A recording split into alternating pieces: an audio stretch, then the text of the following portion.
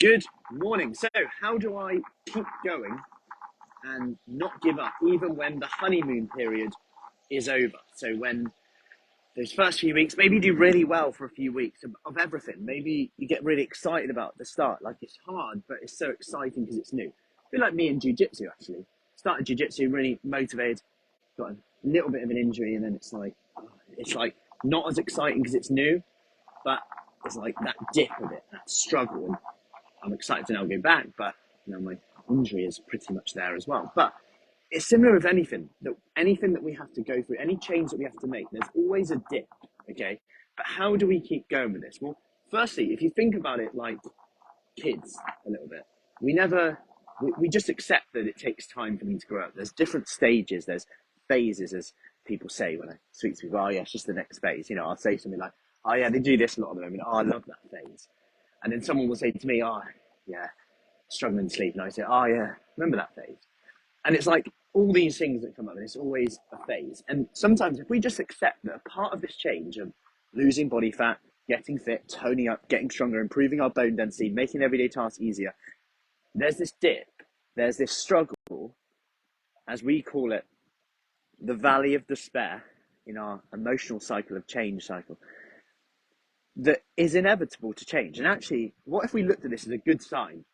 This is that dip. This is that valley of despair where normally you want to give up. But today I'm just going to embrace it. Today I'm just going to accept it, that it's a part of change. It's a part of change. New responsibility, new almost tasks, new obstacles that come up. Just like growing up, just like a child will go into a new phase in their life where they're like, oh, I'm going to have to speak up a bit more now. I'm going to have to make more decisions for myself now. These are all scary parts of growing up, but it's inevitable when we accept it. And this is the same thing with change. And I hate to quote Hey Dougie. Good morning, Mandy. I hate to quote Hey Dougie, but the TV was on the other day. And if I'm honest, I always zone out when the TV is on because I just I struggle to sit still for too long. And I just get a bit bored. But the other day it caught my attention when Hey Dougie turns around and goes, is that a helpful thought? And I was like, sounds quite interesting. And they're walking along a mountain or a cliff top, complaining. The first complaint is it's too wet. The second complaint, the bag's too heavy. The third complaint, I'm too tired. And he turns around and just says, is that a helpful thought? And they say, well, no, it's not helpful. What would be a helpful thought?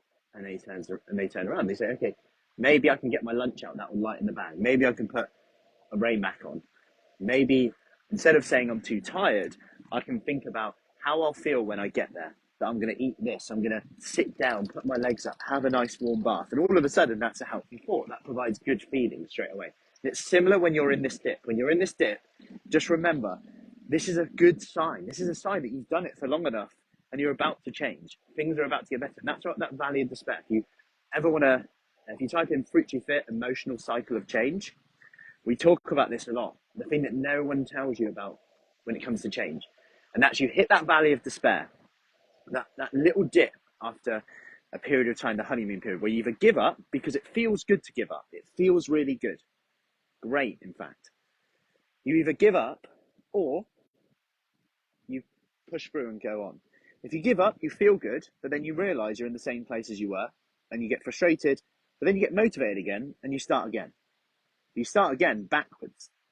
You go through the same loop time and time again until you reach that valley again. Oh, this isn't working again. This is hard. And we don't want to push through that little bit. Whereas, what if it was actually easier than you thought it would be? That's my question for you today. What if it was easier than you thought, but you never put one foot in front of the other when it came to this? Hope that helps. Any questions, let me know, and I'll see you.